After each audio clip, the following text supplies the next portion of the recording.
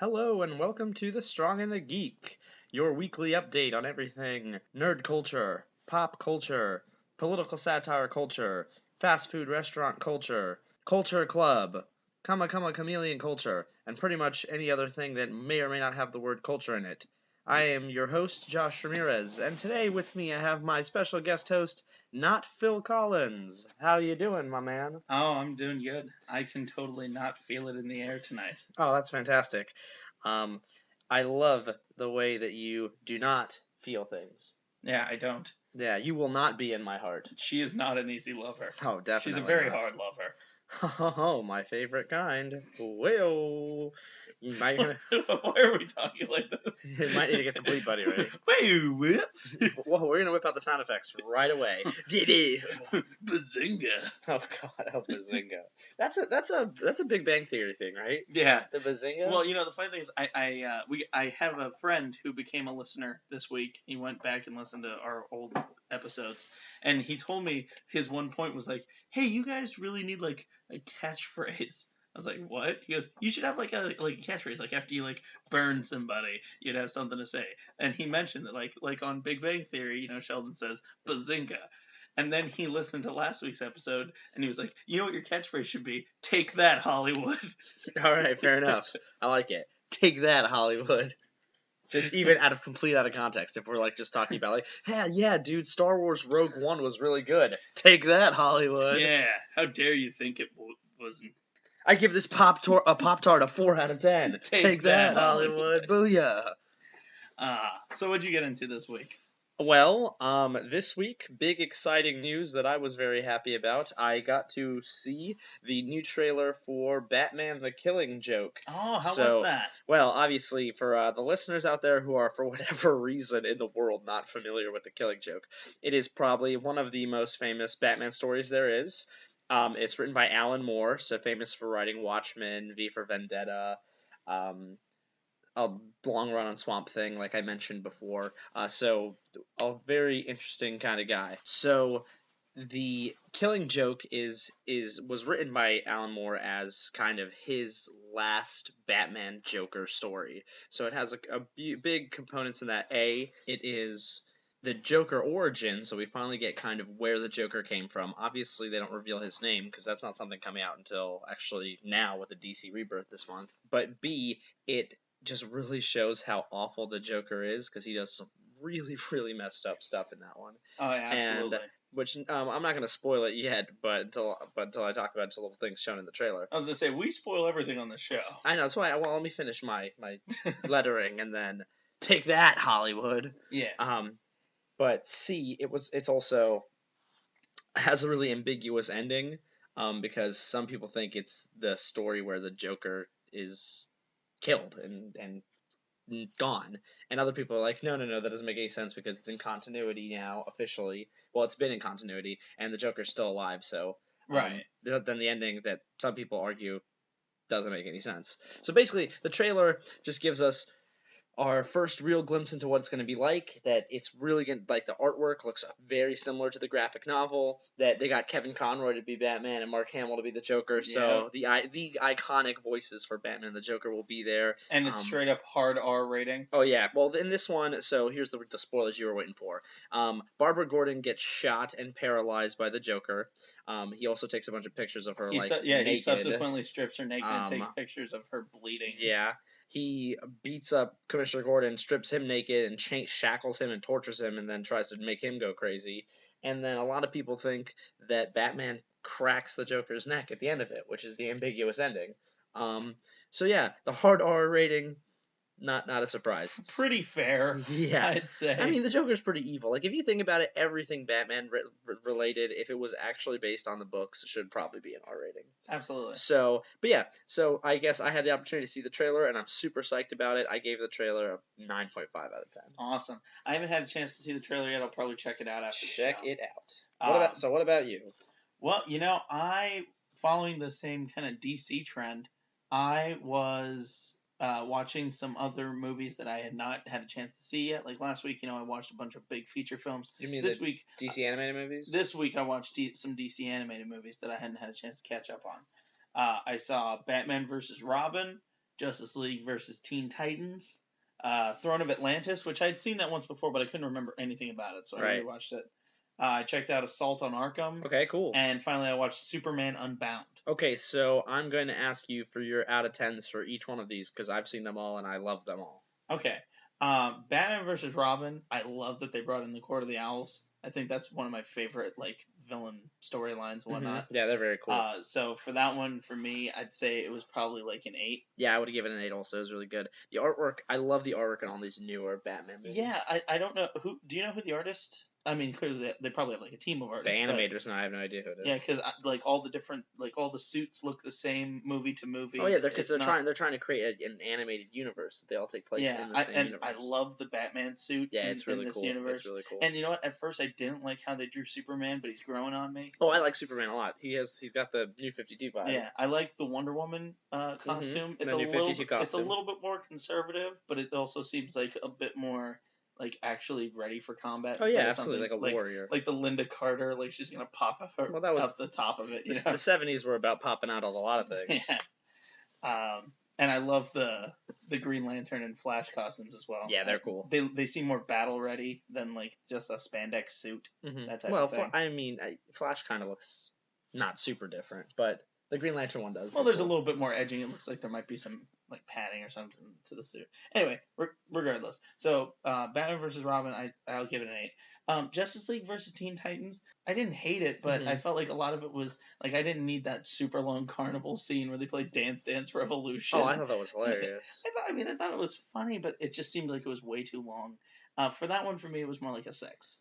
Okay, that's where one I would rate it higher just because I love the Teen Titans. So getting to see them in a movie with the Justice League was phenomenal for me. But. Yeah, I rewatched Throne of Atlantis. I couldn't remember anything about it. I think it was good, but a couple times I was like, "There's something dumb about this." Really? Yeah. Well, like what? Well, here's the thing I found out about it. It just seems. I mean, obviously they have to pack it into an hour and a half long movie, but it just seems so rushed. It's like the guy has no idea that he's Atlantean or that they even exist. He's just yeah, I've always had superpowers, whatever. Superman's out there, who cares? Maybe I'm just one of those super guys, which is fair. If you live in a universe where there's superheroes, you might just be born a superhero. That's fine. But he knows he's had powers his whole life. Yeah, but then they come out and they're like, yeah, by the way, Atlantis is a real thing, and you're the king of it.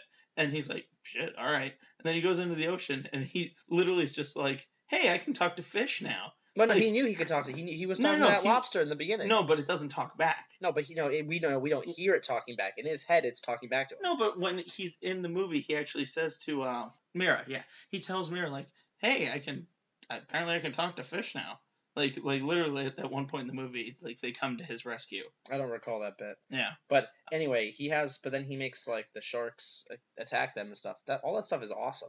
No, it was awesome. It's just the whole thing felt if you look at it from at no point was he wait, not really though, right? I'm not really the king of Atlantis. Okay, but he just totally Arthur went along with it 100%. Yeah, well, I mean, but you've never had the sudden ability to talk to fish and stuff, so. Well, and then the other thing is the first time he sees his mom, she was just killed, right? Okay. So then, Oren, his brother, comes out and he's... Orm, sorry. He comes out and he's like, yes, I killed her. And he's just like, oh, rip your neck out. He's never met her. He has no emotional attachment. But he missed his mother because his dad used to talk about his mother all the time and stuff. But it was just And he longed for his mother his whole life. I was more surprised that Mira wasn't the one that rushed him because that was you know what I mean, her charge, and she loved her, you know what I mean? Instead, he's just like, I'll fucking kill you! And it just seems so out of place. I don't know. Again, I didn't think it was awful, I just felt it was a little weird. I would give it a 7. That's another one that all of these are 8s out of 10s for me. So. Then I saw Assault on Arkham, which was awesome. Mm-hmm. I loved it. I loved the Suicide Squad. I loved the Harley Quinn that you had in it. I love the Killer Frost and the King Shark dynamic. Yeah, King Shark is really cool now. I love and again, spoilers be ahead. I love the twist that it was Batman in the Black Spider suit. Hiding the whole time. Which, in hindsight, it was really something that I should have caught. Normally I'm good at catching those things. But, the last moment you see it, Black Spider, is holding on to Batman's back and he pulls a knife. and then it just cuts away and it's him walking in Well- holding the utility belt. Okay, so you should. I mean, in hindsight, it was like, oh yeah, I should have known that Batman would win that battle because Batman always wins the battle. Absolutely. But no, but obviously they edited it well, so they did so that you wouldn't think that was. Well, what was gonna right, but happen. I was like, oh, I should have caught that. Because in my mind, I was like, well, obviously he didn't kill Batman. But I thought, okay, because Black Spider is not necessarily a bad guy. Now that would have been a real take that Hollywood. Yeah, moment. right. Like, yeah, you know what? We're gonna kill Batman. The thing is, Black Spider, like, he's a bad guy, but he's like, I'm cleaning up the streets of scum. You know what I mean? Like, he's not. That was his motivation. It's not like he's a bank robber or anything like that. So, I thought maybe kind of like a Red Hood thing. I thought maybe Batman would have been like, Black Spider, hold up. I know that you're not like the rest of these guys. I'm gonna hand you my utility belt, make it look like you took me out, and then I'm gonna go do some other stuff here in Arkham. All right. Wait, so you thought that as opposed to just Batman just beating him and changing suits? Well, when he came walking over holding the belt, I just thought it was like, oh, he's like the inside guy now. Like he's working for Batman. And then when it turns out it was just Batman, I was like, oh, that's way more obvious. Wow, yeah, you went on a whole big round circle on that one. Yeah. Okay, so what's your out of 10 for a I loved it though. It was like 9. A 9? It was a 9 for me. It was cool to have. See, that's another one. I give those all 8s. But that one I liked a lot too. I just kind of wanted more Batman in him.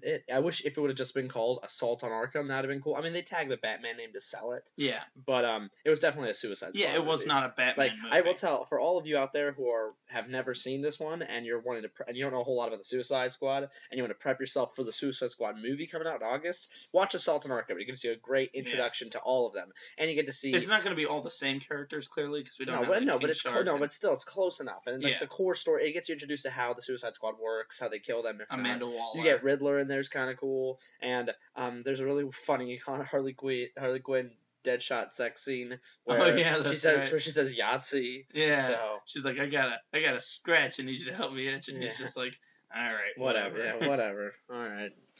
They say Yahtzee a lot in that movie. She does that. She says it a bunch, and then finally Joker, when he breaks out, he's like Yahtzee. Yeah, it's their little code. So together. that's their catch. That's their catchphrase. And then finally, I watched Superman Unbound. The Brainiac one. Yeah, I love that movie. That was really cool. I like the source material on that. The Superman Brainiac. Jeff Johns book. Yeah, that one's really good. And having basically candor in a bottle. Well, Brainiac, that's his thing, is he destroys the whole world, but he keeps one thing as like his trophy. Yeah. Now, I can't remember. I thought that he wasn't able to regrow Kandor originally. Like, I know at the end of the movie, Kandor, he regrows and he puts it on like a planet with a red sun. But I thought originally it's in a bottle and then he just keeps it like safe at the Fortress of Solitude. There's different stories have different versions of this. So there's sometimes the kind of saving Kandor.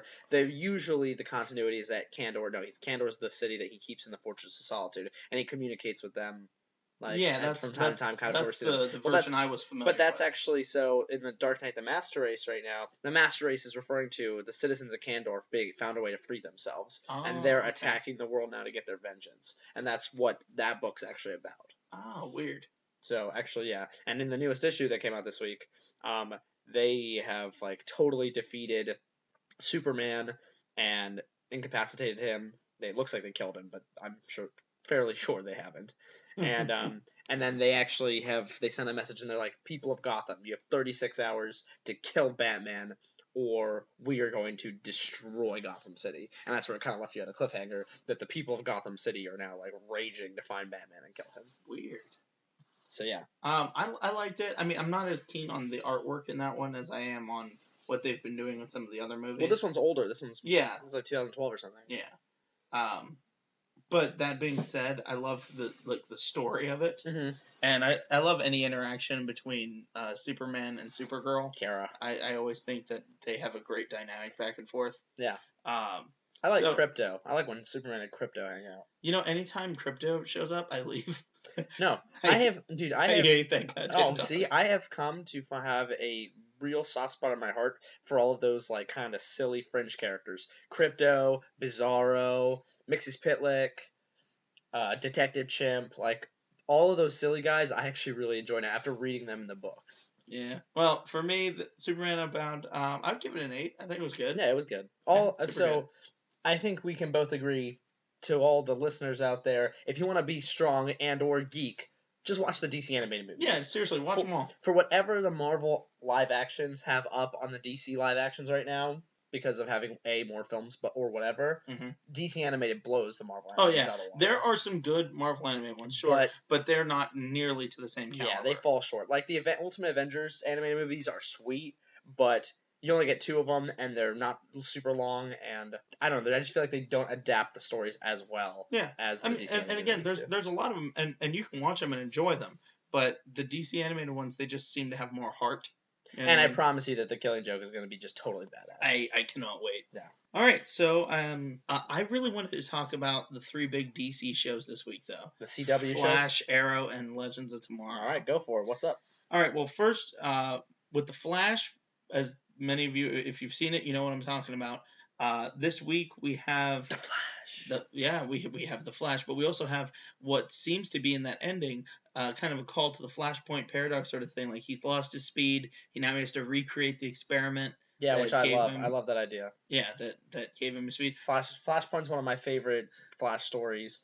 And so I like them going with that route. Maybe they'll try it at the beginning of the episode. It'll mess up. He'll get set on fire, and then he'll be like, "Let's do it again." Oh, I would certainly hope that that's exactly what happens. I really do. He just gets totally like 3rd-degree burns all over his body, and he's like, and Dr. Wells is like, "What do we do?" And they can even rip the quote straight from Flashpoint and be like, "What do we do? We try again." And everyone will be like, everybody who doesn't know will be like, "Holy shit, Barry really is like a hero now." Yeah, and then anyone who's seen Flashpoint Paradox or read it would be like, "Oh my god, they did it! They did the thing!" They did the Flashpoint thing. Because obviously in it, they do it outside in a storm and lightning bolt hits, and instead of it triggering the Speed Force mix, it just sets him on fire. Yeah, he gets almost burned to death. And luckily he had Batman there to help him out. Yeah, the other universe Batman puts him out.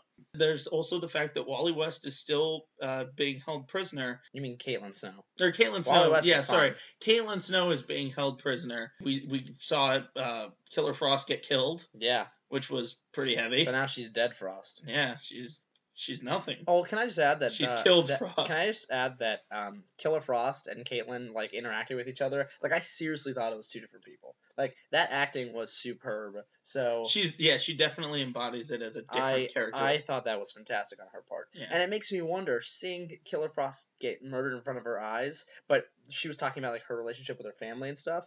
I wonder if that's going to kind of give us more insight into Caitlin's family, and who knows if she starts like taking the steps down that path also. I mean, we know right now that Caitlin doesn't have any metahuman powers as far as we know, but who's to say that like she has like the latent metahuman maybe they have or something now? We don't know, yeah.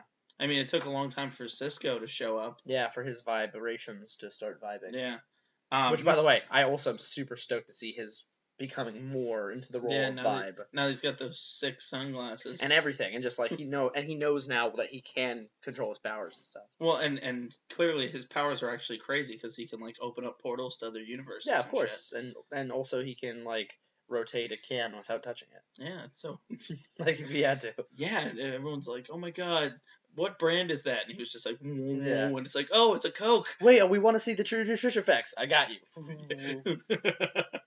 Oh my god, it's got 200 calories. Yeah. Take that, Hollywood. No, anyway, vibe that the other way.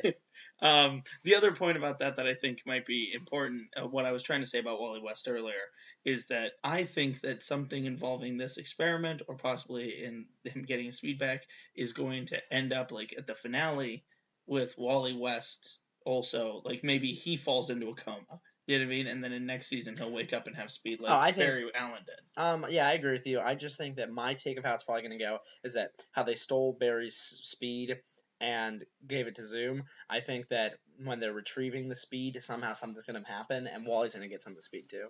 But I'm interested to see what they call him, because obviously they're probably not going to call him Kid Flash. Well, yeah, he's roughly the same age. So I don't know if they're going to take the kind of call him Impulse, kind of like taking the Bart Allen kind of vibe, or pun intended vibe. Or whatever, but yeah. So that was the Flash. I agree with you. This week's episode I liked a lot better than last week's. It was a good one. Yeah. Last week's just made me mad. This week I had nothing to complain about. So what are your thoughts on Arrow then? Arrow, I thought it was interesting. We possibly have a new Black Canary. Yeah, if it doesn't turn out to be a throwaway character. Dealing with the ramifications of Laurel being gone now. I found it interesting that it was like immediately someone was like, "I'm taking up the mantle." but then like turned it against like I'm just gonna kill some people. I mean, she walked in that building, and of course, Oliver Queen stopped her from killing Damien Dark's wife, Right. but she had shot several people just walking in. Oh, absolutely. And then he just let her go. Like, he still should have apprehended her. She was the Dark Canary. Yeah, she murdered some people. Yeah. To go back to your point really she had a gun. To go back to your point really briefly about how, like, someone filled the role right away, that is a pretty iconic, though, DC thing. It's particularly, like, Arrow takes a lot of things from Batman, the show. Yeah.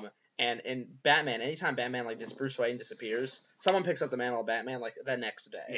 Like, whether it's a member of the Bat family or even just someone wearing hockey pads or whatever. Well, I mean, let's be honest. The Green Arrow as a character, not just in the show Arrow, he's basically like what happens if Robin Hood grew up in Gotham. You know what I mean? I think that is literally the point of him. Yeah, they were like, hey, you know that Robin Hood guy that's in the public domain? Let's take that character and then let's just shove some Batman into Green Arrow originally was supposed to just be an alternate to Batman, and then they acquired the properties and all that kind of stuff. Well, that's like one of the things where people say, oh, Hawkeye's a ripoff of Green Arrow. I'm like, yeah, but Green Arrow's a ripoff of Robin Hood. And Batman. But but that's the difference is, Green Arrow's not a ripoff of Robin Hood. Green Arrow was inspired by Robin Hood. He made his suit and stuff to be like Robin Hood on purpose. Yeah. Hawkeye made his suit to be like Green Arrow. No, he didn't. He has a weird purple suit with horns on it. Which we have yet to see, and I would have loved to see that. But the thing is, in the movie, the only time they tried to make in the movies, when they tried to make like one of the suits look like the comic books, they did the Captain America one for Avengers, and everyone was like, no. That's why when we came back with Winter Soldier, it was like, yeah, he's got this sick like combat gear. I prefer the ones that look like the comic books. Like, that's why I'm actually kind of excited for the Spider-Man suit that looks like Spider-Man. But anyway, we're talking about all that next week. Back to next week will be an extravaganza. No, we'll definitely be talking in depth about Civil War. And it will spoilers abound. So go see it before Sunday. Yeah, or listen to us and be like, oh, so that's what happens. Yeah, you dicks. So in any case, I liked how it ended with showing us the moment that we saw earlier in the season. Right. At the beginning of the season. Yeah, because you knew someone was going to die, but you didn't know who it was. Yeah. You knew it wasn't Oliver Queen, and you knew it wasn't. I really had my money on. I thought it was going to be Quentin Lance. So. Yeah, I picked the right last name. I certainly didn't think it was going to be Laurel. No, not at all. I thought it was. I thought maybe it was going to be Diggle. I thought it was either Thea or Quentin. Yeah. I thought that was a very interesting thing, and I love how he's like, I'm gonna have to kill him, and then Felicity's like, "You kill that son of a bitch." Oh yeah, like, everyone is fucking kill him. Which is weird because it's like full circle for Felicity. She has gone from being like the little ditzy nerd helper who was also smoking hot. Take that, Hollywood. But take that, humor. Okay, hold on a second. We can't overuse the take that, Hollywood. Yeah, no, we're gonna kill it. Well, actually, no. Let's just kill it. Let's kill it like Laurel Lance. We'll just kill it every week. No. We'll have a new catchphrase every week. Yeah, and we kill it. And like last week's was freedom. That's right, it was and freedom. We just ruin it, and we'll lose listeners on a weekly basis. No, everyone will tune in every week because they need to know what this week's catchphrase is. What the hell is not Phil Collins gonna say this time? Oh yeah, but no. I think that this week's episode of Arrow was pretty good. And to finalize, just go back to your Black Canary comment. I'm interested to see whether or not this Black Canary is going to be a reoccurring character. I mean, obviously, it would be fucking stupid of them to just bring in this girl and then never have to show up kill her again. Next week. No, so I hope she kind of shows up again. But I hope there's a buffer, like a few weeks that she's like off doing her own thing, kind of making her canary nest out there in the world. Yeah. And then she kind of talks to the Team Arrow again. So finally, how about Legends of Tomorrow? So with Legends of Tomorrow, this week was really interesting because we finally saw a really big superhero-esque set piece. You know, they're in the future. This is the era in which Vandal Savage has taken over. He sends out they kidnap his. It turns out he has a daughter, and they kidnap her. No, that's something that I've never heard of in the comic books or anything. Yeah, Vandal Savage has a daughter, but she doesn't know that it was her dad that set off that Armageddon virus or whatever, which killed off her mother. So she thinks that like it was the people that did it. So she thinks that her dad is like the savior. You know, if your name was Vandal Savage, like I feel like no one would be able to trust you. Yeah, like, if you whipped out your credit card and they're like, "Oh, Mr. Savage." Yeah, no, you can't eat here. Like, no table for you. Yeah, a vandal who is savage? Nope. But in any case, so they kidnap her, and then Vandal Savage to like sends this giant robot called the Leviathan after them to like, and it like grabs the Wave Rider and like throws it so they crash and they can't like, they have to do repairs. So to fend off the giant robot while the rest of the team goes to attack Vandal directly, Adam, Ray Palmer, finds a way to like reverse the polarity or whatever in his suit and basically turns into Giant Man. He grows to the size where he can take him on, and it's this really cool, giant like versus Mighty giant. Mighty Morphin Power Rangers. Yeah, battle. absolutely.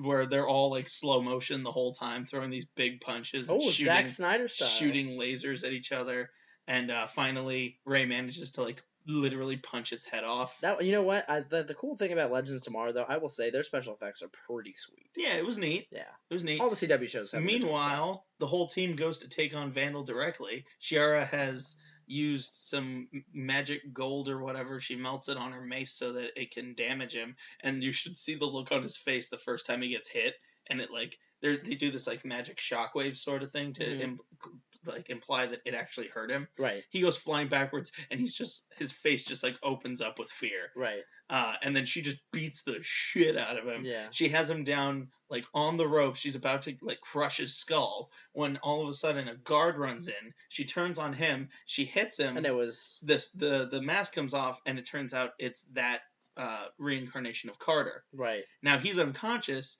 but what Vandal Savage tells her is that he wiped his mind, so and like brainwashed him, so he's not gonna know who he is and who she is. Right. Unless she keeps him alive. So she can't kill Vandal Savage. And Rip Hunter's like, no, kill him. Whoa, do it. Whoa. And she's like, I can't. Let's take him prisoner instead. No, she doesn't want Hawkman to be lost. Yeah. Which I didn't like the ending. I was like yelling at my TV. I was like, no, just kill him. Yeah. You'll find a different way. Yeah, and Hawkman will reincarnate. Go back in time to when there was a Lazarus pit and throw him in it. Yeah. You know what I mean? Or just live without Hawkman. Yeah, I mean, you're already engaged to Ray Palmer. And Hawkman is a pretty mediocre member of the Justice Society anyway. So. Well, and the funny thing is then, at the end of the episode, Ray Palmer comes up to her and says like, hey, are you okay? She's like, Ray, we have to talk. Oh, and it's like, oh, she's gonna leave him? Yeah, you know what, the romance in that show, that's been for me the shittiest part of Legends, is the romance. Like, I don't care who the barista wants to be with. Skip big mouth barista. Like, I don't care who I mean, she's pretty, but like, yeah, but she's got a shark mouth. She has a hawk mouth. She has a pretty smile. It just makes up like 3/4 of her face. That's true. It's very hawkish. The actress is from Harrisburg. Harrisburg, Pennsylvania? Yeah. Get out of here. I looked that up. Wow, good for...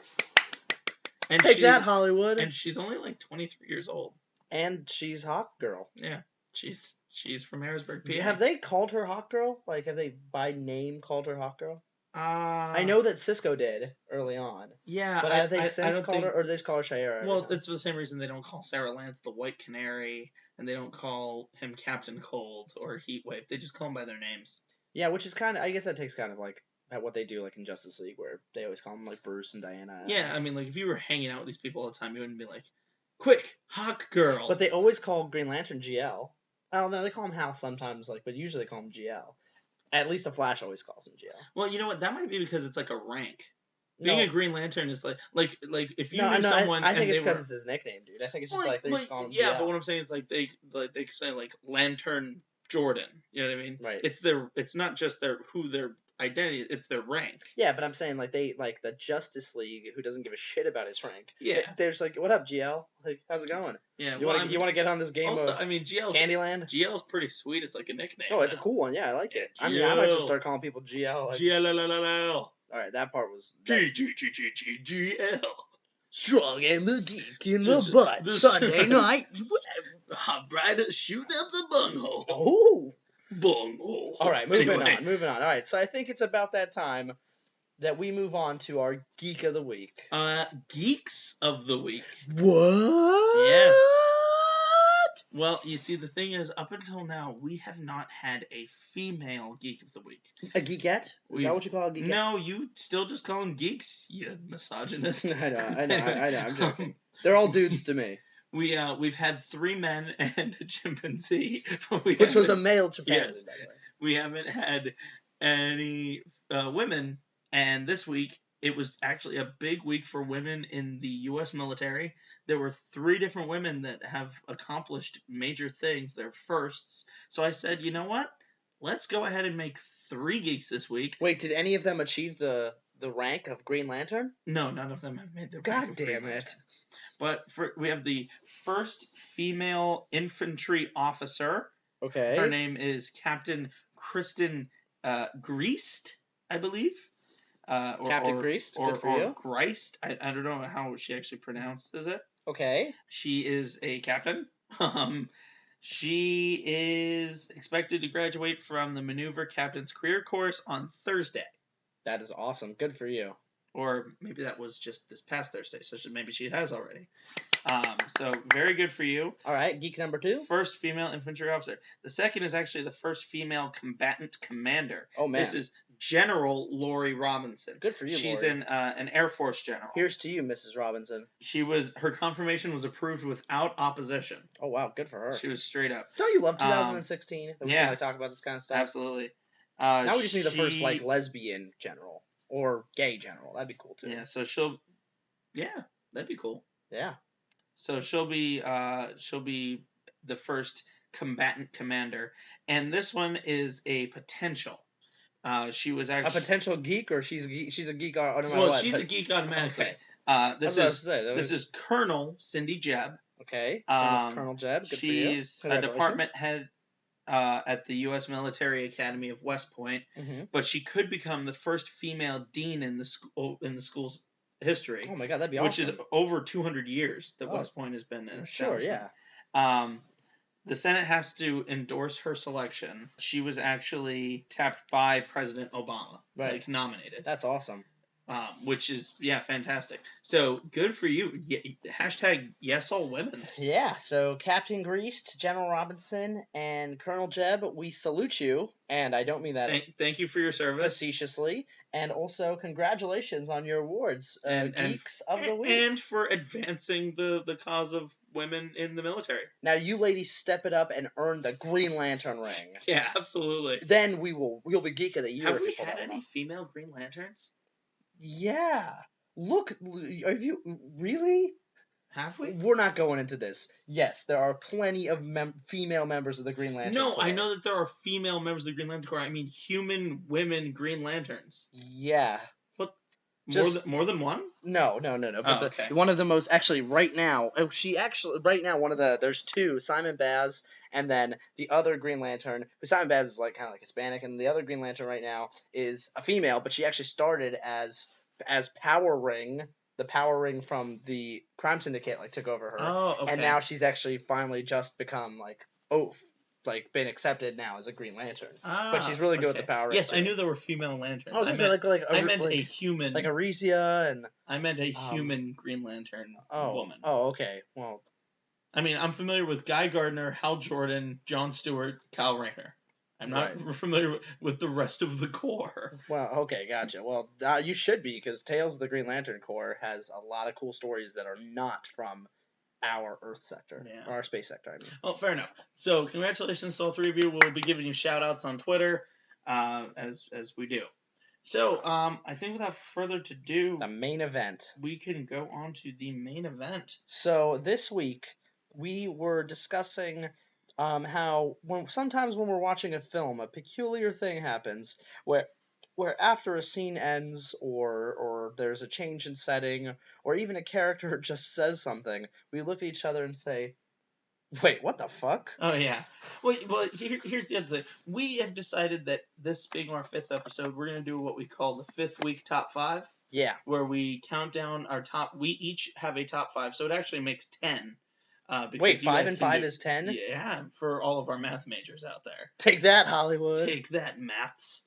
Anyway, so 5th week top 5s. This is our first one. We decided we're going to count down the top 5 movie plot holes. As I like to call them, the movie what the shit just happened moments. Yeah. And this is a real, funny thing about Take That Hollywood. This is a big Take That Hollywood week. Yeah, because we're counting down the moments where people directors just straight up screwed up. Or just something in the production process left you thinking. And actually, also part of it is also just things that are just part of the stories or part of just like the accepted continuity of these films or whatever that we, in hindsight, are like, wait a minute, but how does that work? Yeah. It doesn't make any sense. And I feel like if you had to explain all this, it might make some of these movies another hour long. Or So just they not, have to... or just not good.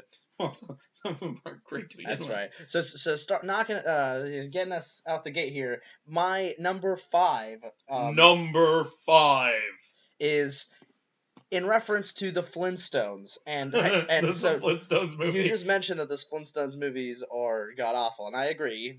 Viva Rock Vegas. That was John Goodman, wasn't it? Yeah, Viva Rock Vegas. They dragged poor John Goodman into those they're on Netflix. I love John Goodman. Oh, I liked him in 10 Cloverfield Lane, but other than that, I don't know. Anyway, here's my plot hole, or just kind of my question with this one, my what the shit. How is Fred Flintstone fat? Okay, like, think about it. This dude clearly eats the paleo diet. Yeah. He lives in Bedrock in that time period. He works in a rock quarry. He works in a rock quarry. He runs everywhere. His car is run powered. Right. Like, trust me, I know a few people who are avid runners and participate in the paleo diet. None of them are fat. Yeah. In fact, most of them are either A, in great shape, or B, in great shape. So, how is this fucker fat? You think he could handle anything? And here's the thing, is like, you see him eating like big legs of meat, but like on occasion, I don't think one big leg of meat is gonna make you a huge fat ass if you go run 600 miles a week. With all the workout he's doing, you think he'd be able to metabolize all that dino meat? Yeah, and there's a lot of like trans fats and sugar. Like, this is all pretty much. Actually, you want to talk about another plot hole in the Flintstones? All of the animals are sentient. They're eating them. Yeah. They all remember in the cartoon they would always turn to the camera and be like, "It's a living," like after they just like vacuumed out a butthole or whatever it is they had. Yeah, or took the shit right in the mouth of the pelican. Like, they like used a sawfish to cut a piece of wood in half, and he was like, "It's a living." It's like, yeah, they also ate my brother last week. Yeah. Well, maybe that's what they do with the ones that are born, a little lower on the IQ inventories. They eat them. Hey, you know what? Actually, that would be handy though. Like, if you had an appliance in your house and it like stopped working, like, well, we're gonna have it for dinner now. Yeah, you can eat the brave little toaster. Yeah, or you eat the coward little toaster. Yeah, like I have a crock pot and my crock pot breaks. I'm like, well, looks like we're eating crock pot for dinner. You know what? We need to invent edible refrigerators and stuff. Yeah. Because a refrigerator could last you like a month's food supply if you both internally and externally. Yeah, if you could eat absolutely. It. All right, so that was my number 5, the Flintstones. Fred, what the hell, man? You don't need to go to the gym, but what are you doing? Yeah, absolutely. My number 5 is for the Transformers series. Oh God. Particularly the fact that I think the problem is that Michael Bay just writes each film individually and has no continuity. He has no care about continuity. You could just say Michael Bay is just Michael Bay. He's just making motherfucking money. He's just Michael Bay. Take that, Michael Bay. We're the first people to not like your movies. Ever. Anyway, here's the thing. In the first one, it's like, okay, Megatron seems to have a plan for like taking over the Earth or whatever. The Decepticons are cool. In the second one, it turns out, he has a boss. In the first one, Transformers are cool. Yeah. Like, it kind of went downhill from there. Yeah. In the second one, it's like, he has a boss called the Fallen, and the Optimus Prime is one of the Primes. And they need to have revenge. And he needs to get revenge for the Fallen, and the Fallen turns out to be like, has weird telekinetic powers. Which one was the one where they listened to the Dark Side of the Moon album? The Pink Floyd album. That was Dark of the Moon, which was the third one. Oh, okay. And the thing about that is, if you play that movie backwards, it's the Wizard of Oz. No. Here's where the big plot hole is. Okay, so in the first one, Megatron's the boss. Second one, it turns out, he was working for someone all along. I can buy that. In the third one, it turns out that there was Sentinel Prime, whose ship crashed on the moon, which wasn't like the Fallen like on the moon as well, or like somewhere nearby in our solar system. But that's the point. So you're finding more plot holes in your plot hole theory. So Sentinel Prime crashed on the moon however many decades ago. Megatron shows up, and it turns out that like he had made a deal with him before. So Was Megatron just cutting deals with everybody? He had a deal with the Fallen. Yeah. He had a deal with Sentinel Prime. Yeah. And they found him in the ice on Earth, and he had been on Earth for hundreds of years, Yeah. right? Megatron's like so Mickey all from this the shit happened. He's like Mickey from the Punisher movie. Like you just don't know who he's working None for, of- and he talks like this. Yeah, like none of this adds up. And when did Sentinel Prime crash on the moon? I think in the 70s, maybe. Did no, he? Wait a minute, because they show footage from like the 1960s moon landing, and he's in the footage, isn't he? Or Well, yeah, because they visit it because they know that the ship has crashed there. right. But did scientists like see it crash, or did it crash hundreds of years ago? Did Galileo Because find it would have had to have crashed hundreds of years ago, because Megatron's been frozen in fucking ice for hundreds of years. They say that all of our technology is based on them finding. Remember in the first movie, Oh, they Megatron, say, yeah. yeah. So none of this makes any sense. God damn it. And then Optimus Prime is a truck in Mark Wahlberg's garage, Yeah. which doesn't make any sense How either. did he obtain that? How did he get there? Why is he dead? Yeah. And then he brings him back to life with like car batteries. And here's my other plot hole, just really quickly, then we'll move to number 4. When they give a Transformer an oil change, what is the oil? Whew. Just thinking about It's body like a blood transfusion. or another kind of bodily fluid. Like, do they enjoy the oil change? Do they get oil changes? Oh, Mark Wahlberg was oil changing the shit out of Optimus Prime. yeah. He was lubing him up.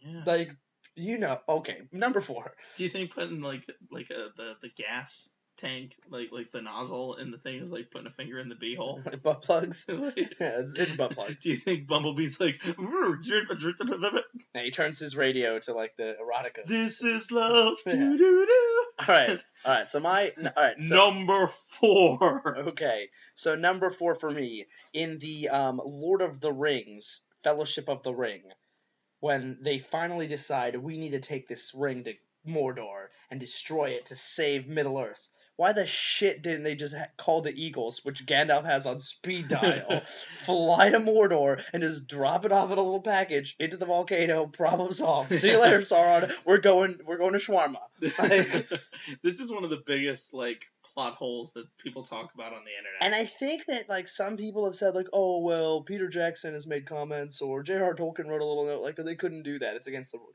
No, I think that's all bullshit. Well, I think that they just really just wanted to make a 9-hour movie based on a really long ass book that just overlooked the fact that when you have a Deus Ex Machina flying bird, you should probably just use it. Well, and you know what? They do get Ex Machina out at the end. Like Sam and Frodo should have died on the side of Mount Doom. Yeah. That's the way that book should have ended. Yeah.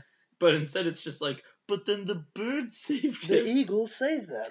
It's like, why didn't the Eagles help out in the first place? Well, obviously, No, Sauron's eye would have like lasered him out of the sky. No, dude, I figured it out. The Eagles are the actual police officers of Middle Earth. They only fucking show up like right after you needed them. No, because frankly, they would have showed up, seen that something had happened, and would have shot Frodo and Sam and flown away. No, they would have looked and seen, like, I don't know, that one hobbit looks a little different than the other hobbits of the neighborhood of the Shire. Actually, let's be honest. The Eagles don't patrol Mordor. They just let that shit run itself. Oh, that's true, yeah. They're just like, oh, guys, don't go in there. That's a no-fly zone. Right, unless there's like civil forfeiture in Mordor, then they sweep that up with their beaks real quick. You think they're probably pretty happy that like the humans and the hobbits are gentrifying Mordor? Yeah, that's true.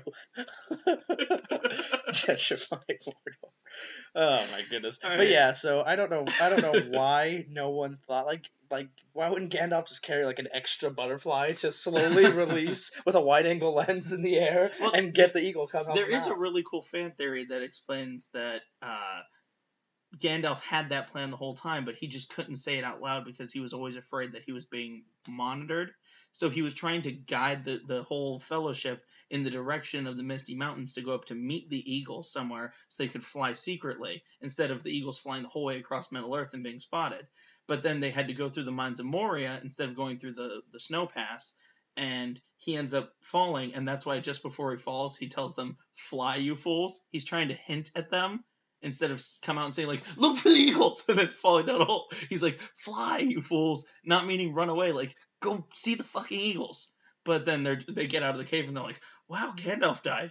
Well, let's keep walking." Right. And so, like, his whole plan got screwed. My theory. It's a cool theory. Yeah, my theory is that the Eagles were too busy losing the NFC East to come and help.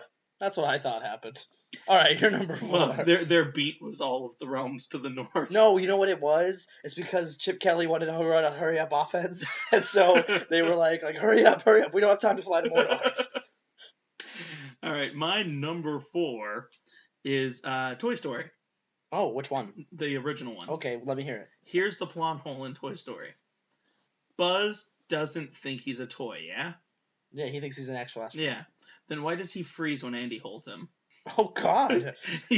Why was he frozen in the box? Yeah, right. Oh, no, he hadn't been turned on yet. He hadn't been turned on in the box. Yeah, but, like, the moment Andy starts touching him, Andy shows up or anyone shows up, he freezes. Because apparently it's, like, in a toy's instincts to do so. But why? If Buzz has no idea that he's a toy, and it's been proven that toys can move when humans are looking at them, what Woody does to the Sid at the end of the movie. Right. So Buzz is freezing for no reason. His ranger training is to play dead in the sight of... Well, maybe the Star Command protocol, 1483, is that if you're being held by what appears to be an adolescent species that is much larger than you, possum it. Yeah, I guess.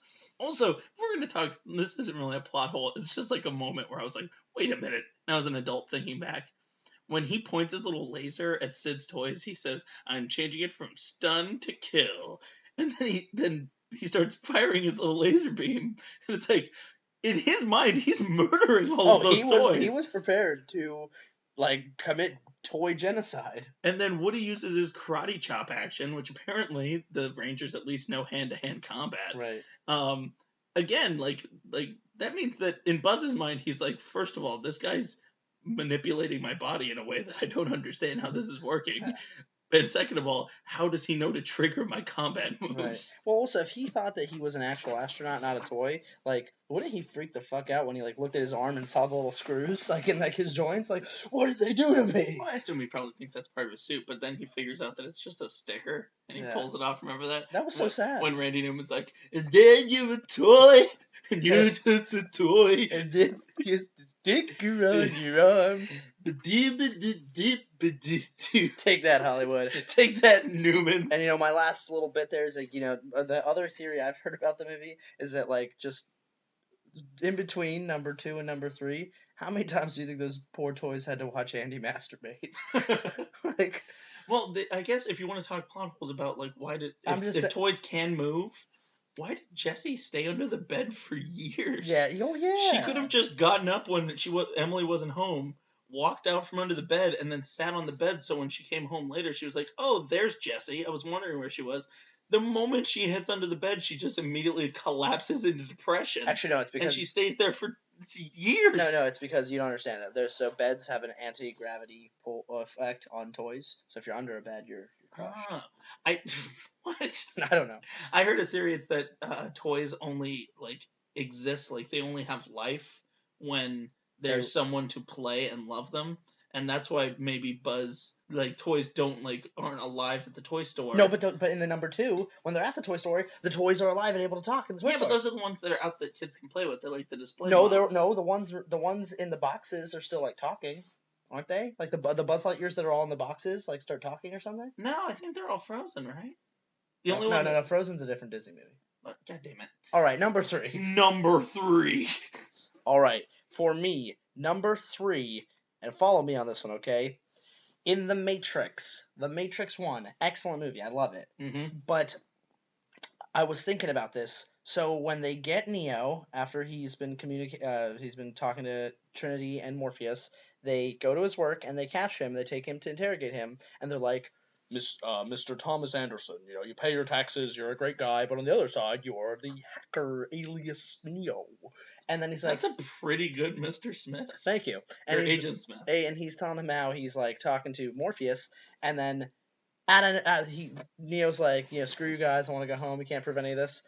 And then they shut his mouth shut, his mouth disappears, they hold him on the table, and they put a robot bug into his belly button. He, at this point, has no freaking clue. I mean, he's mentioned, what is the Matrix? But he doesn't have any idea in his mind whatsoever that the Matrix is actually, real life, and that he's in a fake world. or sorry, the Matrix is a fake world, but like he's in a fake world. Like, yeah, so at that point, he probably just thinks that he's dealing with like a wizard. Yeah, no, he thinks. I mean, or maybe, or I'm saying prior to them doing that, he thinks that they're just regular government agents after him for some reason because he's been doing a lot of illegal stuff. Yeah. Why the hell? And then but after they put the thing in his belly button, he wakes up in his bed and freaks out and looks and is like, oh, it was just a dream. Why did they do that? Why didn't they just knock him out shortly after him saying no, then they're saying, well, then we'll get the information anyway, and put him to sleep? He wakes up thinking, oh, that whole thing was kind of a dream or whatever, and he has no idea in his mind that, like, I feel like they primed him by showing him that they can fuck with reality like that. They primed him to break free from the Matrix. Yeah. Like, they showed him that, no, the world can be manipulated and things that don't make any sense. Like, we can take your mouth away if we want to. Like, they basically told him, like, hey, by the way, dude, this isn't real. Like, they primed him to know. And then they didn't have to tell. They told him, because then he said when they pick him up in the car, he tells Trinity and them, like, they put something inside of me, and they look like, oh, he's been bugged. And why the hell even show him a bug climbing in him? Like, why let him know? That's a good point. Let him poop it out himself. You know, I think there's another big plot hole in that movie that no one wants to address. You remember that movie, that scene where, what's his name, Cypher is sitting down and eating, like, a steak with Agent Smith right before he's gonna, like, betray them? Yeah. And he's like, I know that this steak is not even fucking real. Yeah. But I want blissful ignorance or whatever. And he's like, I want to be a millionaire. I want to be rich and powerful. They've made it clear that the only way to get out of the Matrix is for someone to pull the plug on you. Who pulls the plug on him? I mean, that's a secret meeting he's having with the villain to betray the humans. Oh, yeah. So, like, who was like... Well, no. Who did he tell, like, hey, I'm going to need to go into the Matrix for a little bit. You mind pulling my plug? And they were like, wait, why would you ever have to go into the Matrix? Well, hold on. What could have happened is, remember how sometimes they would have the duty where, like, one person would be in and one person would just be like, okay, I'll come, like, I'll watch the monitor, but I'll come back and get you and, like, whenever. Maybe he was just, like, saying, oh, I'm going to go in the Matrix and do intel, and then like, pick me up in an hour, I just have to do something. Or even he, like, maybe was with them and he, like, went off to go do something and said he was, like, going to be like flanking or something, and instead went to go meet with them. The thought is, but still, it falls into your idea that they would always have the people monitoring what they're doing, like reading the code. Yeah. So when they read the code and be like, this son of a bitch is betraying us. Yeah, there's no way he had that secret meeting. Like fucking Judas, man. That's bullshit. Yeah. The one that I have. That's a glaring plot hole. Yeah, that's a pretty big issue there. The other one that I've heard before, this is my final thing before we move on, is that that I've heard a couple times is, why are they using humans as batteries? There are like a million things that would be better sources of wind power. Yeah. Like any other like renewable resource. Humans don't generate as much electricity as like you would think. That's why they needed like billions of humans to generate as much. Why don't they use actual batteries or lightning? We see when they show the world that there's fucking lightning all over the time now because we blotted out the sun. Use that lightning. Well, I've heard a really cool fan theory, which was that the Matrix is actually a program that is to keep the robots from, like, becoming self-aware. You know what I mean?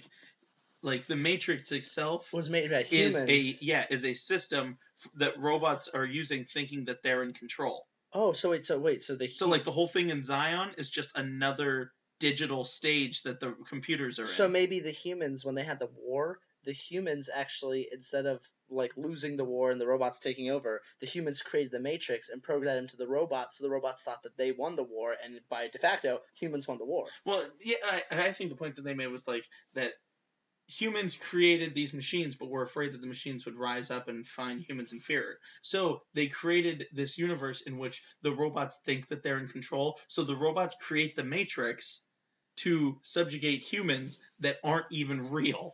Oh, wow. You know what I mean? That the robots are, like, sucked in a loop where they are trying to subjugate humans that they are creating because they were a program. There's probably a lot of plot holes in that one. And that there's... Well, yeah, of course. But take that, Wachowskis. Yeah. My number 3 is the original Jurassic Park. Okay, what happened in that Which is a damn near perfect movie. Yeah, it's pretty good. I love Jurassic Park. In fact, if we were doing a top 5 countdown of, No, don't even say it, because this is probably something that's going to happen later in life. So what's your plot hole? My plot hole, though, which I've heard people talk about before online, they make it a big point that when that T-Rex is coming around, there are impact tremors. The little glass of water goes shaking. Oh, and that's water. And Water moves. Jeff Goldblum's like, wow, that's Chaos theory. Chaos. Theory. That's all, folks. Chaos And, theory. but at the very end of the movie, those velociraptors have them surrounded, and just before an apex predator is about to maul a human, fucking T-Rex Deus Ex Machina's its way into the visitors lobby. And no one saw it. No one saw it coming. No one heard it coming. And there's only one way in there. There's only one way into that room. Even the raptors didn't smell it. Like if you're being cornered by wolves and a grizzly bear shows up, those wolves are gonna be like, oh, that's a grizzly bear. We need to get out of here right now. Yeah. Those raptors had no idea. And you know what? And these are Jurassic Park raptors, so they can talk to each other. Yeah. We know now that why the hell didn't they tell each other? Remember Jurassic Park 3? Alan. Hey bro. Oh, T-Rex is coming. Oh shit. So none of them even saw that coming. Also, did Dr. Hammond talk to a contractor and be like, so we're gonna need doors here? And the contractor's like, you want them to be like normal doors? And he's like, no, make them 30 feet tall. T-Rex doors. And also, with his little tiny arms, how did he open the door? Literally, how did he open the door? Is there a scene that's off screen where a T-Rex is just headbutting a wall over and over again? Yeah. But silently, you know what I mean? Yeah. And apparently, there was plush carpeting or something that it was able to sneak its way in. No. Or the T-Rex taking the elevator way there with some elevator music, bobbing his little head. It's playing we can feel it. Is this love? I was thinking of Phil Collins song while the little T-Rex is there. Oh yeah. Okay, so anything you had to add to that one? No, it's just a glaring plot hole. Yeah, what the hell? They literally they needed that T-Rex. I think at that point they were just like, shit, how do we save all of them? And we really want to get one more shot. We want to get that shot where the T-Rex is screaming and the banner falls down in front of him. How do we get that? I know. Deus Ex Machina to the rescue. Of course, man. All right, ready for number 2. Number 2. Okay. For me, I'm going to talk about The Dark Knight, one of the best comic book movies ever made. But unfortunately, it has a few incidences of, wait a minute. Plot holery. So, Christopher Nolan, you're fantastic, and I'm surprised that these fell through the cracks, so to speak. So, and all of these involve the Joker. So, 1, when they're at the banquet, and the Batman says, then you're gonna love me. How did none of the guards, it's kind of the same thing you just said about the T-Rex, how did nobody see Batman just waltz right up to the side of him and wait strategically for Joker to so he can make a quip, so Batman can make a quip? Yeah, he was looking for a moment. He was right there. You're gonna love me. Do you think there's a side scene where one of the guards is like, are you gonna say something, Batman? And he's like, gotta wait for a good in. Yeah, and no one at the party was like, holy shit, it's Batman. Thank goodness. So, and then right afterwards, then there's the very poor choice of words, and he lets her go, and Batman jumps out the window. What? The Joker and his goons just disappear. We don't hear anything more of those. They probably murdered everyone in that party. We wouldn't know. We know that I guess that it worked out. The Joker was like, oh, guess Harvey Dent's not here, right? See you guys, enjoy your evening. Tip your waitresses. And they just leave. I have been your entertainment. Yeah, that's it. So that's one. The other one is, this is always, since I noticed it the first time, it bothers me every time. The scene where they bring the Joker's body to Gamble, and Joker is playing dead. So Joker lines up. There's 2 guys staying next to him. Joker lines up, and he appears to grab them almost by their kind of crotchular region. So I always told myself maybe he stabs him or something, and then he leans up and grabs Gamble. Those 2 guys though just disappear. If you watch it, they disappear. They're gone. Really? There's 4 original guards in that room, and 2 of them, after Joker touches them, are just gone. They're not bodies on the ground. They're just gone. Oh, he must have touched their teleportation dicks. Their teleportation dicks, yeah. And then Joker grabs Gamble, puts the thing in his mouth, and tells him the story about how he himself got those scars. So Joker cut his mouth and lived through that injury. Then the music plays in a way. The implication is Joker cuts Gamble's mouth and drops him to the ground. He's dead. Hold on a second. If Joker survived the scar being made in his mouth, why the hell did it kill Gamble? And Gamble doesn't scream out in pain. He's not lying on the ground like, holy shit, you cut my mouth. He's just dead. We don't hear a gunshot. We don't hear a neck crack. We don't hear anything. We just hear a dee So you think later in the movie, like Gamble should have shown up with like bandages on his face? He's like, "This one's for my face, motherfucker." Yeah, and screw you for chloroforming me right now. Yeah, Actually, right. thank you for chloroforming me right before you cut my mouth, Joker. That was very, very considerate of you. I think that one might be like explainable. I think the one that's a big plot hole is like that guy had to have surgery to get that cell phone bomb implanted under his stomach meat. Oh God, absolutely. When did that happen? Yeah, I don't know. Like, does Joker have a surgeon? First of all, Joker has like all these things that had to happen perfectly in order for his plan to work. Like the Batmobile had to have a motorcycle inside of it, and like Gary Oldman had to secretly not be dead. You know, like all these things had to like work out together. You know what I mean? Right. The only time his plan doesn't go perfectly is when the people on the ship decide not to blow each other up. Right. Well, my other big thing, and then I'll end with this, is just my other big thing is going back to that scene where he does plant the bomb in the guy, and the guy blows. So Joker's holding the dude with the knife to his neck, and the cops are there like, "What do you want? What do you want?" And there's a whole lot of cops, and the guy's yelling, "Just shoot him! I'm an idiot!" He asks for his phone call. He throws him the phone. He dials the number. The guy, is that a phone? Blows up, and then it goes back to Joker. Guy who he was threatening, gone. All the cops who were just there, gone. And the thing is that these cops, particularly the guy he was threatening, shows up a few scenes later with a bandage on his neck, so you know that the Joker poked him a little bit or something. Yeah. But where the hell did he go? How did all the cops, the ones that died with the explosion, I understand. But the entire precinct just disappeared, and Joker was able to steal 3 cop cars with his goons and ride off into the sunset. And by the way, that's not Joker driving that car. He's sitting in the back seat. Yeah, Who the fuck is driving that car? Who is driving that car? Like, who is it? Was it a cop? One of his thousands of faceless henchmen. That just he happens to own the entire. So I guess maybe it was the crooked cops got him out of there. I don't know, but they just disappeared. There's a lot of disappearing people in the Dark Knight. And how does Joker have these henchmen that are like completely No, enamored with him? Tryouts. He's They had not. tryouts. But no, that's not what I mean. He's not paying them. Obviously, he burned his half of the money. Well, maybe he You know what I mean? Like if they were maybe he burned his profit, but he like gave them. Their expense costs. That was by the way, a cartoonishly tall pile of money. Yeah, I love the part where he throws the wad of money and it hits the Chinese guy in the head. Yeah. Like a lot of people don't notice that because it's like a little like throwaway blip, but he turns, so he just throws a wad, it smacks right in the head, and then he like dances. All right, so that's my number 3. Or sorry, number 2. My number 2 is from the Harry Potter series. All right, which film in particular? Well, there's actually 2 moments. Okay, go ahead. One from the 3rd movie, and one from the, I want to say it's the 5th. Which one are you thinking of? Well, I'm all right.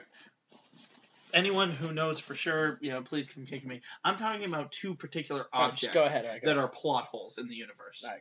That's the Time Turner and the Felix Felicis Luck Potion. In any universe where you have something that can turn back time and you can brew Luck Potion, you have a recipe for luck. How is there any problems? Yeah, it's true. Like, I know the laws say that. How is Voldemort even? Sorry, he who shall not be named. He who shall not be. You know what? No, Voldemort. Take that, Hollywood. How is he even a thing if you can go back in time and have perfect luck? Yeah, they have a time turner. I don't know if you saw the movie. Like, she can turn it back, and like Dumbledore comes in. He's like, 3 turns should do it. Each turn is an hour. It's like, hey, Albus. You remember that time that you touched that Horcrux and it made your hand go dead and you got sick? And the entire idea that you had to work with Snape to kill you because you knew you were going to die anyway? Why didn't you just go get the time turner from frickin' McGonagall's room, turn it once, and be like, not going to do that again? It's because his hand was dead. He couldn't turn it. He could have just been like, Albus, we screwed it up last time, talking to the version of himself that like didn't burn his hand. He's like, don't touch it. Now I'm going to go die somewhere, okay? Yeah. Like, maybe, and you know what, like, even for any situation, like, you go to the Harry Potter version of McDonald's and they forget pickles on your McDouble, time turner. I'm just saying, the time turner is the greatest invention in the history of the universe. Except for the DeLorean. They give it to Hermione so that she can take a bigger workload. That makes absolutely no sense. It does not at all. They only show it one. They only have one. You know what I mean? It's not like all the teachers are walking around with these. Which they should be. If they have the blueprint to make one of those things, for the love of God, make them. Okay, here's the thing though. What if they don't? What if it's just one super ancient, powerful magic artifact? And they give it to this prepubescent girl. They gave it to a third year so that she could take more classes. Oh, God. Would you imagine at the end of the year where they're like, Hermione, what happened to that all-powerful relic that we should have used to stop the Dark Lord? I traded it for some Pokemon cards. Yeah. It's like, I lost it when we were down at the Hogsmeade. I traded it for store credit at Second and Charles. So I could get the newest manga. Like, the Time Turner, I'm sorry, J.K. Rowling, but you wrote some awesome books. Anytime you have to shoehorn in time travel to make your point, like, that didn't work at all. It's stupid. And then the Felix Felicis, they literally have a recipe in their spell book for what they call liquid luck. Yeah. You drink it, and when Harry Potter drinks it, at least in the book, I'm not exactly sure I don't remember exactly how they handle it in the movie, but in the book, like, it's like he took the limitless pill. He literally knew exactly what he had to do.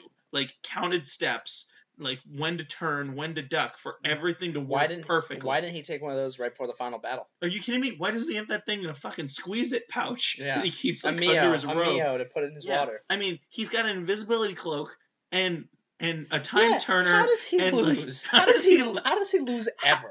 Anything. And why is he even waiting for graduation? Like, dude, bro, you go straight to the league, man. You're a fucking superhero. Just commit to Ohio State and just or whatever. You don't need to. You don't need to finish high school. First, he gets the Nimbus 2000, which is like the biggest, broomstick on the bunch, and then when that one breaks, he gets the Firebolt, which is like the one that only the pros use. And the sword, the sword that faster than the speed of light. He kills the basilisk with the sword of God, the god of Godric Gryffindor.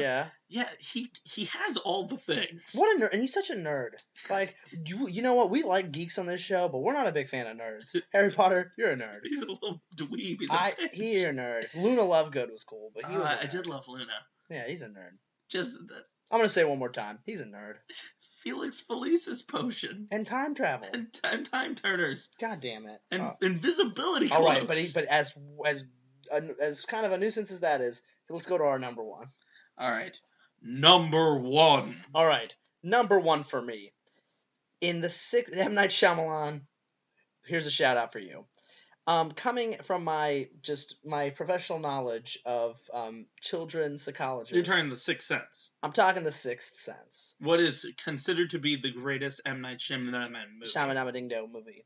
Okay, from my knowledge of child psychology and the process of that, how the hell? For those of you that don't know, it's just let me go. Josh is a therapist. And here's our thing here.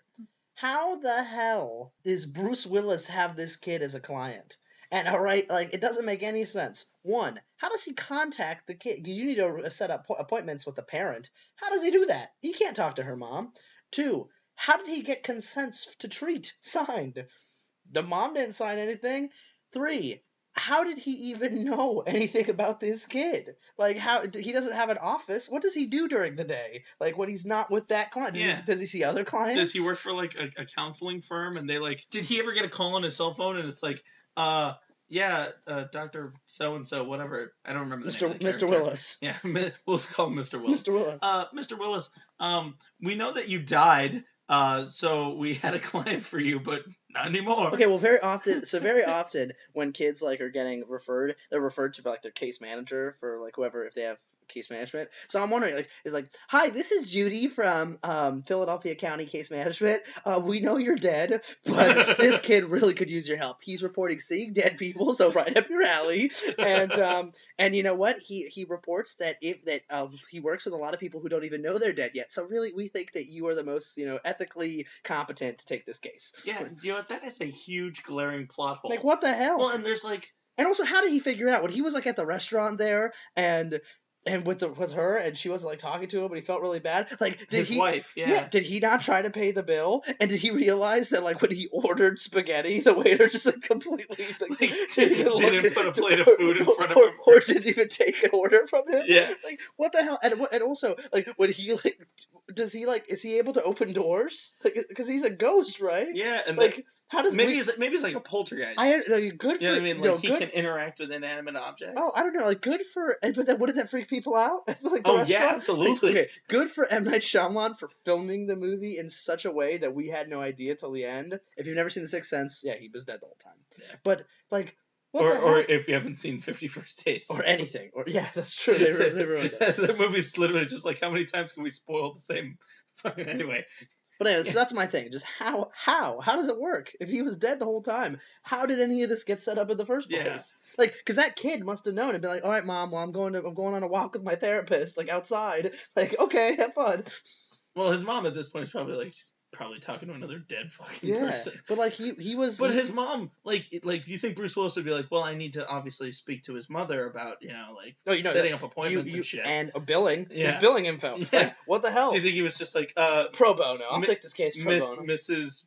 Lady, do you think that, and then like when she doesn't respond, he's like, wow, I obviously see why this kid has so many problems. His mother's so distant that she doesn't like, does she have Asperger's? No, what is I'm just saying, like, one of the first things you also do is get their insurance information, and contact them for billing. So like, he's like, all right, got his insurance card. Thank you, Haley Joel Osment. And then like when he tried to scan it and like give it to like the secretary, and no one interacted with him, he's like, wow, this is really weird. Yeah. It's like that episode of South Park where Cartman thought he died because everyone was ignoring him. Yeah. He was just like, man, this must be like South Park. But that was like a combined effort by all the people. This would be by chance. Yeah. Oh God. So that's my number one. I love that like both of our number ones are great movies that like just have like a shitload of plot holes. Because that one, it's like the entire movie is one big plot hole. Yeah. Mine is Back to the Future, which I know we just talked about. Back to the Future 1 or the whole series? The original one for me. I know we just talked about it, I think, like last week. Mm-hmm. But I'm going into it in a bit in depth there. My number one. I can see where this is going already. Back to the Future. All right. So let's talk about the many glaring plot holes in this movie. Okay, just once again, time travel. So first of all, First of all, Doc goes to test the DeLorean, right? He puts Einstein behind the wheel. He sets it to go 1 minute into the future. Remember? Yep. He stands in the path of the moving vehicle. Marty tries to watch the scene. No, Marty tries to step out. He grabs it and goes, no, watch. And then it gets up to 88 miles an hour right before it's about to hit them, jumps into the future, leaving a trail of fire going between their legs. That was when he tested the DeLorean. Yep. So he was banking his and a 17-year-old boy, I think he was 17. Well, hold on. He had already tested it at least one time before. Because he says, when in the very beginning of the movie, it's a success. All of them are exactly 30 minutes slow. Because he had already tested time travel to make the clocks. Yeah, but, like, he forced a suicide pact. But he was on a prototype. With a prototype. Yeah, he forced a suicide pact with Marty. Like. Also, why did he waste a whole stick of plutonium to make a dog go 1 minute in the future? Well, here's the point, though. Like, what if it hadn't worked? I guess a cop showed up and was like, yeah, I guess this dog killed these people. Oh, God, it ran him over. Or better yet, the Libyans would show up and be like, actually, you know what? Fuck that. No, because it would hit them and it's still going 90 miles an hour in a parking lot. The Einstein would be dead too. It would just keep going till it hit a building. Yeah. It just would have gone really. They would have been like, all right, obviously this dog's been drinking. It hit these two people and then crashed into that wall. And then Libyan terrorists showed up and took something. Yeah, or they would have found the dead body with the remote control and been like, wow, this is a really fucked up way to kill the weirdest suicide. It's a really fucked up way to kill yourself. Weirdest suicide ever. Oh, God. I feel bad for the doc, but I mean. So that's the first point. That's not necessarily a plot hole. It's just like, what? Yeah. Okay, so then, obviously Doc gets killed by the Libyans because he gave them pinball parts. Marty goes back in time. He meets up with old Georgie boy, who he was supposed to be the one that fell out of the tree and met... While being a peeping Tom. Yeah. What was her name? Lorraine? Yeah. Lorraine Baines. He was supposed to be the one that fell out of the tree, but then Marty's the one that falls out of the tree, which is fine. I get that's the plot of the movie. Right. Then he's wearing purple Calvin Klein underwear. Well, then he goes... Yeah, but that's where the plot holes start. Like, do you think at no point she was like, hey, you remember Calvin from when we were in high school? Do you remember Calvin Klein? How he got us together? Now, do you remember he was wearing underwear that was like that exact same logo? Yeah. Like later on in life? Well, remember, memories are reconstructed, so Yeah. it probably... Well, and for the same reason, like when he visits and plays Van Halen to wake up George, and it like makes him like have that weird. Well, and he tells him he he's gives a him Darth... that weird O And he face, tells him he's Darth Vader from the planet Vulcan. and he gives him the Vulcan like. Yeah, live long and do you prosper. think when George McFly gets older and he's like, dude, I saw the future. Yeah. I like had a precog. Maybe he thought that those same aliens talked to George Lucas and the Star Trek people also. Well, I'm and Van Halen. Yeah. No, the other one also says at the end of the movie, when he says like a very specific event, like, oh, when you guys have a son and he's 9, and he lights the it rug on fire. Go easy on him, like wink, wink. Also, he looks just like me, and his name is similar to mine. Well, okay, so this is where the plot holes continue. Like, okay, so because this one, the whole movie is just riddled with them, despite being such a great film. So Marty goes and he plays Johnny Be Good and saves the school dance by them kissing, and then Marvin Berry calls Chuck Berry and it's like, hey, it's your cousin, listen to this. And it's funny because the cousin, he acts like he doesn't know who he is. Like, it's your cousin, Marvin Berry. Yeah, it's just poor writing. He just called some guy. But he's like, listen to this, and he plays it. So obviously, Robert Zemeckis is kind of racist a little bit, because the implication is that originally Chuck Berry and the guy that would eventually become the mayor, remember the mayor was black, this is in 1955, like before the Civil Rights Movement. Well, that wasn't... continue. So this is 1955, before the Civil Rights Movement. Right. So normally, those two black guys would have just had the drive to do something on their own, but a white kid comes back in time and gives those black people what they need. Tells Goldie to become the mayor. It's super racist. Yeah. Well, the other thing is like the quality on this is a 1950s phone. The quality of that record, it would have sounded like just nonsense. It would have been garbage. Chuck would have been like, Marvin, something's wrong. I can't hear what that is. Maybe that's why he said Marvin Berry. He could barely hear him as is, and then he just holds him. You know what? He just holds the telephone up to open air. It's like, actually, it probably sounded like our show. Anyway, so there's another plot hole. Moving along. Okay, so then there's the whole he tried to rape her, right? Right. Okay, so then when we go to the future and it turns out that Biff is like a castrated servant of George McFly, who's lost a lot of hair. Do you think there's ever a moment when they're sitting around the dinner table and Lorraine looks and she's like, hey Biff, do you remember that time that you tried to rape me in high school? Go clean the dishes. Like, why do they keep him around? He's a criminal. Also, even before that happens, okay, so they're probably like, oh, it's silly high school stuff. On. You're gonna love where this goes. So Marty goes back to the present, realizes that he's not going to make it there in time to stop the Libyans. He tries to, book it across town. He gets there just in time to see them shoot him, and the Bastards! old Marty make it away, in the DeLorean for this whole loop to continue. And then he shows up, and having given Doc the note in 1955, Doc reveals that he was wearing some kind of bulletproof vest that could stop an assault rifle. Bulletproof vest, yeah, which is what we talked about, I think, last week on the cast, which is like, he could have done anything differently. Yeah. But nope, he was just like, oh, Marty, I'll just put on a bulletproof vest. I'm sure it'll be fine.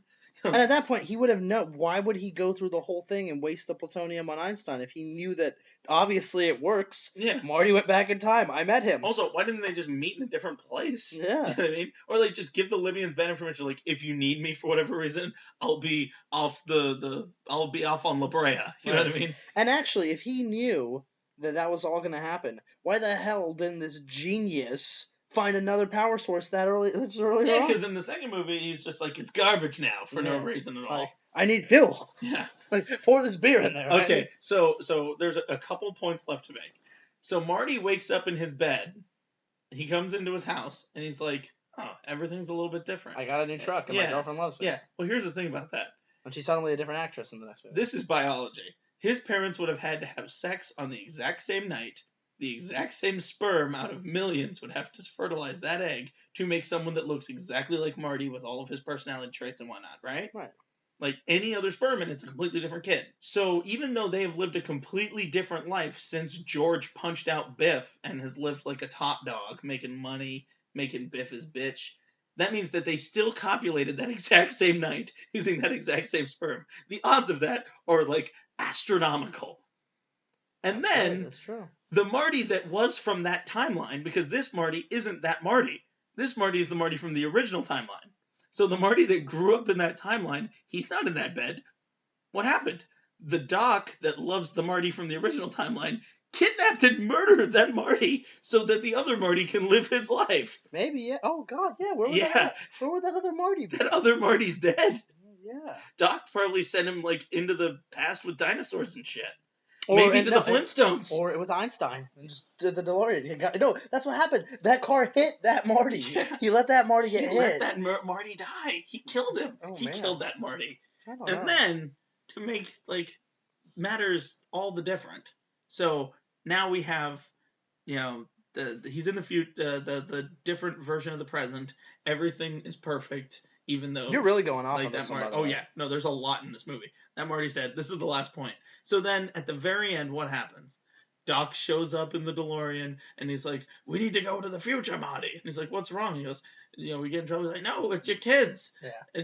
And why isn't Marty just like, okay, well, just tell me what we need to do differently. You can't change the future and then go back to the present. You're going to make the same mistakes you made. And also, what the hell happened to Doc being the one who was so like, you can't tell people about their futures, it's going to mess them up, but I'm going to tell you that you two end up getting married and having kids. Yeah. Like, shabba-dabba. Yeah. Take that, Hollywood. Lubba-lubba-dub-dub. No, I'm the page master now, so it doesn't matter. He literally just is like, well, no, if we go to the future and change the shit and then come back to the present, live our lives, then when we get to the future, I know at some point a past version of myself is going to show up and make things change. Why didn't Doc just go back in time and be like, hey, don't hang out with this bitch? Yeah. Like, you dating her is going to end up with really bad for all of us. Yeah. Like, there you go. That's... And you know what? It was... What was he? He went back in time because his son got in trouble and that kind of like ruined the family's reputation? Yeah. Why the hell does Doc care? Doc, whatever, Doc. You just built a fly. Because he loves Marty. He loves him so much that he'll kill the second timeline Marty, so that the first timeline Marty can grow up in his life. Oh man, and then Biff became a casino operator. He became Donald Trump. Yeah, that's right. He was absolutely Donald 100%. Trump. And he was like the king. Yeah. Anyway. Oh god. All right, so that's it for our movie plot hole, just bullshit session. You know what I find interesting about our movie plot hole bullshit session is that we, for counts 1 through 4, we each picked good movies. Back to the Future, Harry Potter, Jurassic Park, Toy Story, and for you had The Sixth Sense, The Dark Knight, The Matrix, and Lord of the Rings. And Lord of the Rings, obviously. Yeah. But for our first ones, we both picked like the Flintstones and Transformers. We picked bad movies for idiot people. Yeah. Like, anyone who liked the Flintstones or Transformers is an idiot person. If you stop watching this show because you really enjoyed the Flintstones, Viva Rock Vegas, we can handle it. If we lose a couple followers, we can handle it. Yeah, like, if Shia LaBeouf is like, you know what, I'm not going to listen to this program He's not famous. anymore. He's not famous anymore anyway, so. Yeah. Although, you know what, John Goodman, I know it was just a bad choice. Everyone's made a bad choice. Please continue to listen to us, because you're awesome. All right. So, moving on to finish up the night, as always, with the Clash. Clash of the Titans. So, last week we pitted Aragorn, son of Arathorn, against King Arthur of Camelot. Yes. And you... Son of Uther. I didn't know that. Mm-hmm. And pretty unanimously, you and I agreed. Absolutely unanimously. And amongst the Twitterverse, we all agreed that we think Aragorn would win that battle. It was the first unanimous poll we've had. Yeah, 100% of the votes all for Aragorn. Yeah. So thank you all for voting, and continue to do so as I let Benny Boy here introduce this week's battle. In this week's Clash of the Tights, we have a colossal matchup. This is going to be our first ensemble fight instead of one-on-one. Because, you know what? It's our 5th episode. Hooray! Let's do something different. This week, we have 2 shadow organizations matching up in the only time that this has ever happened. The League of Assassins from the DC universe and the Brotherhood of Assassins from the Assassin's Creed universe. Ooh. Now, we're not going full team. You know, we're not just going to have a bunch of faceless assassins. We each picked 3. Well, that wouldn't be fair because the League of Assassins has a substantially higher amount of individual members. Not necessarily. There are like thousands upon thousands. There's also thousands of assassins. They've been around for all time. All right, fair enough. But in case we picked like 3 champions from each. Correct. Each world. I'm gonna let you introduce your 3 and give your. You're speaking for the League of Assassins. For the League, so in corner A we have the Demon's Head, the leader of the League of Assassins, Ra's al Ghul, also sometimes called Ra's al Ghul. He is over 600 years old because he uses the Lazarus Pits to stay alive. So he's acquired a surprisingly vast amount of information on battle tactics, on battle strategy, on how to use lots of different weapons. He's trained with swords, guns, pretty much anything you can think of. He's a huge eco-terrorist, and he has a fantastic goatee. Number 2, we have Sarah Lance from the show Arrow, trained by the League of Assassins. She has also used the Lazarus Pit to come back to life, and since then has been infused with the Bloodlust. So she has an undeniable rage to just kill people sometimes, and she's demonstrated time and time again she's pretty good at killing people, especially by herself when she's taking on a whole group. And she's super handy. Out of the Legends of Tomorrow, she's certainly the one who's basically the reason why they've gotten out of a lot of pickles. And finally, we have Damian Wayne, Batman's son, who grew up from birth with the League, and is basically, by the age of 10, when he leaves the League, a programmed killing machine that has a genius-level intellect, speaks multiple languages, and pretty much just is he's almost on par with Batman, and he's only 10, so... Yeah, they say that he has better detective skills than any of the other Robins. Yeah, and better combat skills. Yeah, he's but he also the has ultimate Robin, and he also he's has only a 10-year-old boy. And he also has the bloodlust, so he wants to just really go out and kill criminals, and it's a big deal for Batman to teach you that restraint. But when he's a member of the League, he doesn't have that humanity. Yeah. So those are our 3. They are heavy hitters. Those are heavy hitters. Now, coming out of the Assassin's Creed corner, we have the 3 E's. We have Ezio Auditore. We have... Who is the master assassin during the Italian Renaissance. He is the only character in the game series that has had multiple games based on him. He had 3 games. He specializes in what sort of weapons? Or? He actually specializes in mostly like sword-like weapons, but he's also very handy with a knife. He comes equipped with dual hidden blades. He has a hook on one of them that he can use to like grab people. He has many different types of like smoke bombs, and even some that are like have like shrapnel or like poison in them.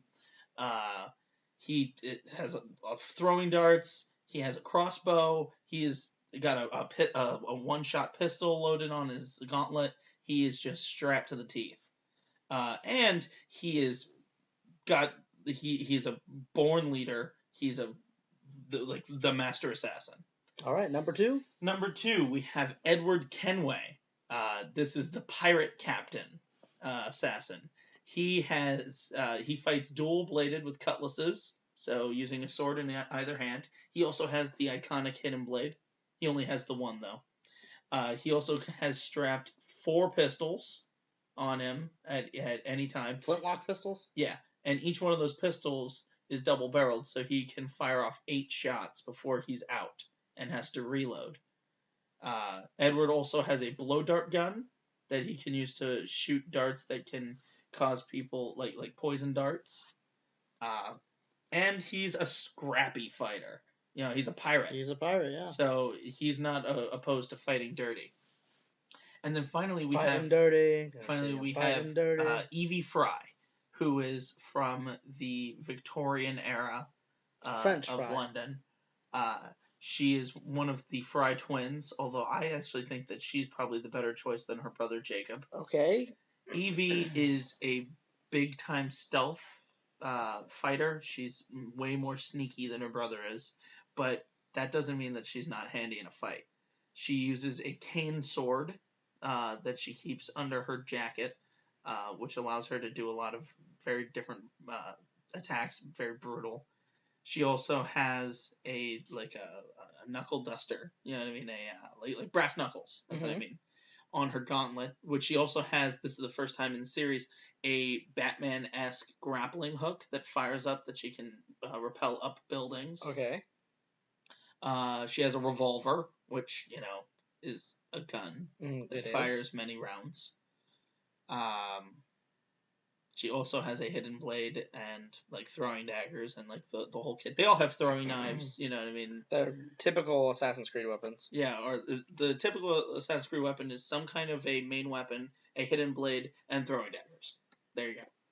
Yeah, you just said that. Yeah, I was. All right. So how do you see this fight going? I mean, for me personally, I think that just the sheer number of weapons and options is going to give the Assassin's Creed guys the edge. Okay, I'm going to say that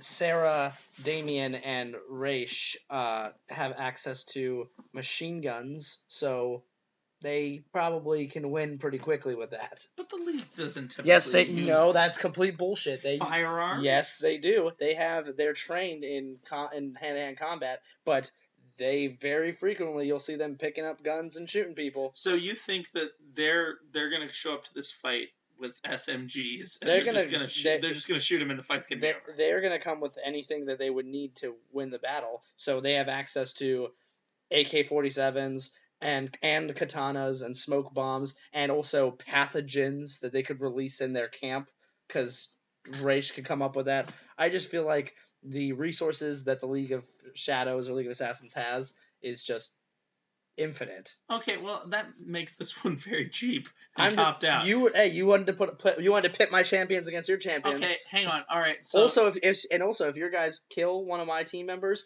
Rachel just throw him in the Lazarus pit, give him about half an hour, boom, and we're back at you. Not if they kill Raish. He can go in the Lazarus pit too. He's done it before. Okay, so in that event, let's say again, we're setting it up so it's an arena that doesn't favor either of them. If we're using if we're sticking with if let's say that they knock the firearms out of their hands, then we're going sword combat.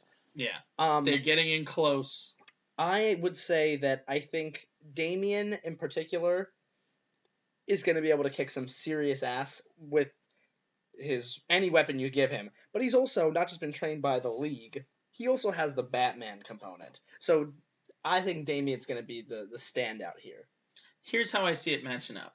So they run out of bullets or whatever. Nobody ends up getting killed. So they get in close. It's going to end up being 3 different pairs fighting. We're going to have the ladies going head-to-head, Evie and Sarah. No, that's sexist. Well, it's just that's the way it's always shot in movies. All right, continue. Then we have the scrappy, angry ones, Damien and Edward Kenway, the pirate captain, going head-to-head. And then we have the old masters going head-to-head, Ezio and Raish. I think Ezio would beat Raish, but I really think that Damien would kick whoever he goes up against ass. I think that Evie would beat Sarah. Okay, why so? I think Evie would beat Sarah because playing the game and like playing her brutal fighting style, it's just nothing can stand in that way. Like she hooks someone in the mouth with a cane and then like knuckle dusts them in the side of the head.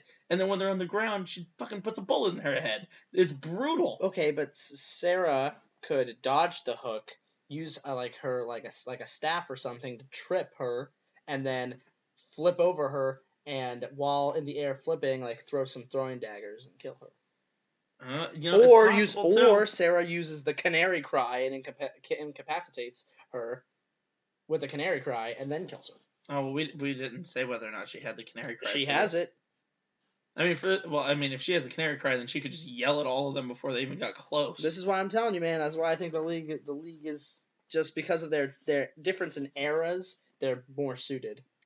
I think whoever manages, like, if it ends up then being like, if it came down to like 2-on-1, Damien wouldn't be able to fend off Ezio and Evie. But the League of Assassins have all been trained to challenge. Remember, like to fight 8 men, they're trained to fight 800 men.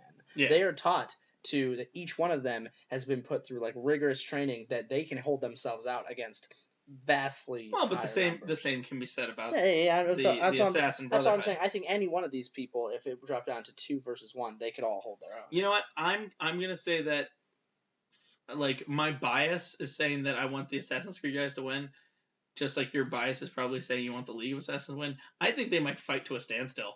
I think that what would ultimately happen in reality is that Raish would convince the Assassin guys to join.